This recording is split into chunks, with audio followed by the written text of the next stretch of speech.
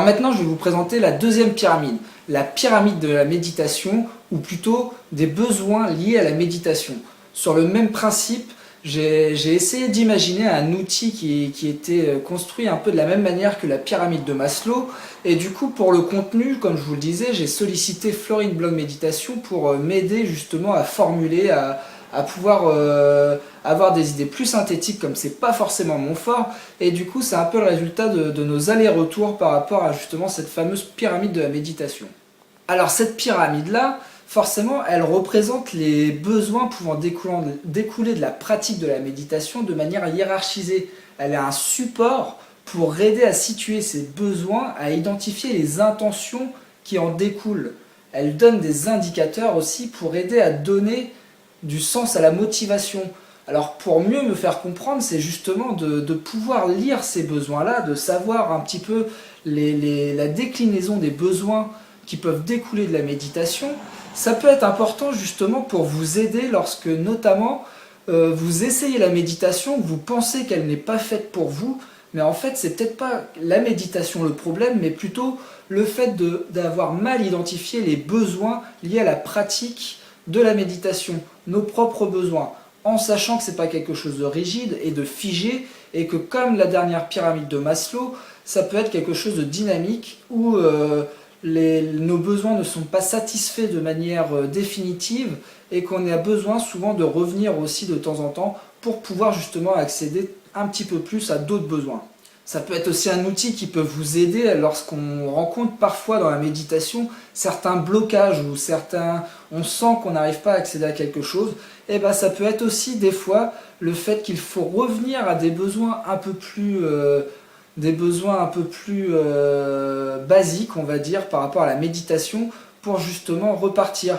C'est un peu comme moi, j'ai un exemple souvent, mais ça c'est lié à ma pratique professionnelle, mais c'est pareil pour la méditation.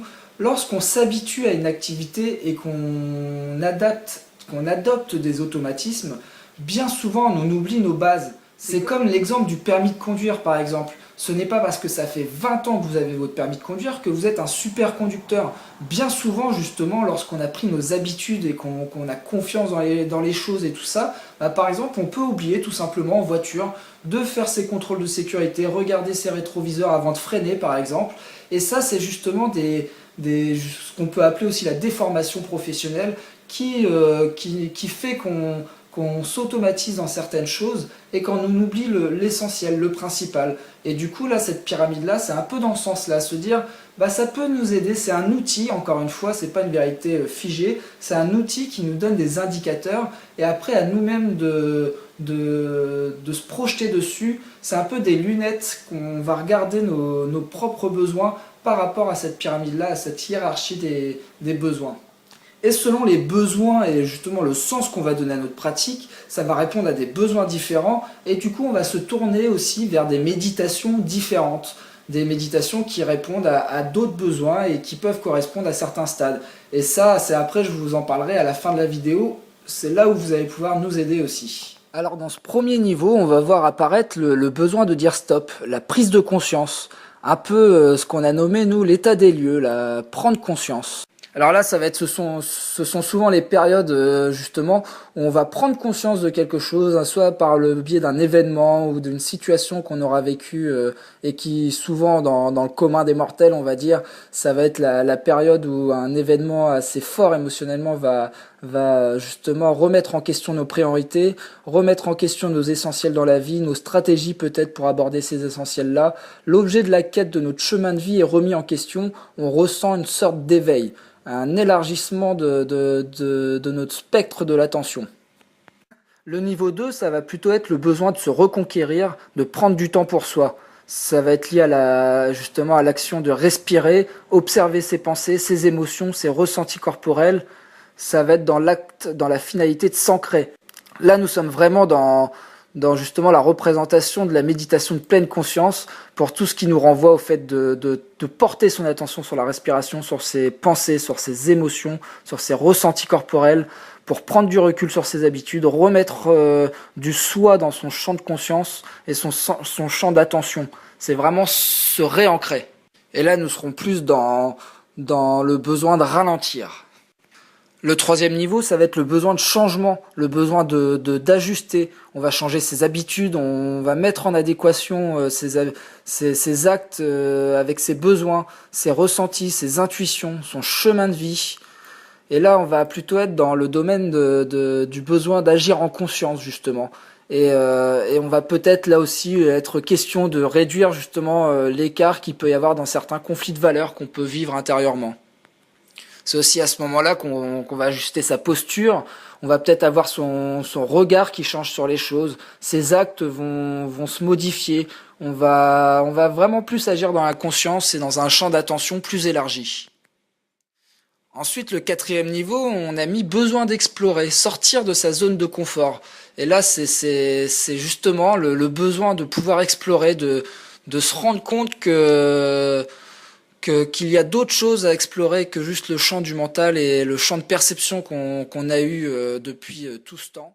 À travers la pratique méditative, du coup, on va chercher à explorer encore plus ses perceptions, à sortir de sa zone de confort, à vraiment réussir à déconnecter du mental et réussir à flirter avec le moment présent, à flirter avec le flow de la vie, avec l'énergie de la vie. Et c'est justement le début de l'exploration du champ de conscience élargi. Le cinquième niveau de besoin va être le besoin d'accomplissement, de dépassement, ce qui va nous renvoyer au fait de se réaliser soi-même, de s'accomplir. Et ici, lorsqu'on parle de s'accomplir, c'est bien s'accomplir dans sa nature profonde. C'est pas se réaliser dans sa vie, dans la vie de tous les jours.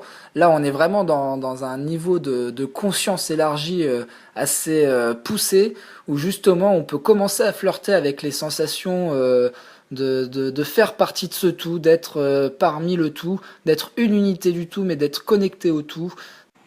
À ce moment-là qu'on va pouvoir être acteur vraiment dans la pleine conscience de sa vie, être créateur, qu'on va pouvoir créer son monde, créer sa réalité et pouvoir agir dessus en pleine conscience. N'hésitez pas à me faire des retours justement pour compléter cette pyramide-là et pour pouvoir justement donner plus de contenu et aussi derrière ça, ça permet aussi de donner beaucoup plus de saveur justement à ce genre de réflexion, de le co-construire et de le faire dans le partage, parce que justement c'est bien une des notions du partage, c'est d'accéder à des dimensions auxquelles on ne pourrait pas avoir accès tout seul. Et n'hésitez pas à me faire des retours, il n'y a pas de mauvais retours, il y a juste des retours qui sont sujets à discussion et à compléter justement la vision des choses et de pouvoir construire un outil commun qui serait justement l'outil que le groupe Veille Spirituelle a généré par rapport aux expériences de chacun et au regard de chacun. Et avant de vous quitter, je n'oublie pas de remercier vraiment Florine qui s'est rendue disponible, où justement on a pu faire des échanges de la pyramide plusieurs fois pour justement avoir des retours et pouvoir vous la proposer de manière la plus synthétique et la plus claire possible, même si au tout début elle avait eu aussi l'idée justement de construire une pyramide, et du coup quand je lui ai soumis ma proposition, elle a tout de suite accepté, ce qui était plutôt cool.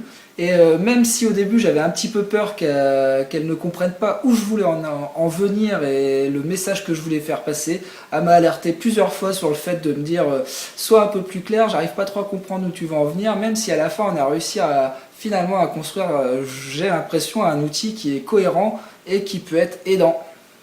Et il ne me reste plus qu'à vous dire à la prochaine fois sur la prochaine vidéo qui est déjà en cours d'élaboration, parce que là j'ai un sujet que je voulais aborder avec vous aussi, qui pour le coup n'est pas un outil mais qui est un partage de pensée, de regard par rapport justement à la monétisation du bien-être. A bientôt, à la prochaine vidéo.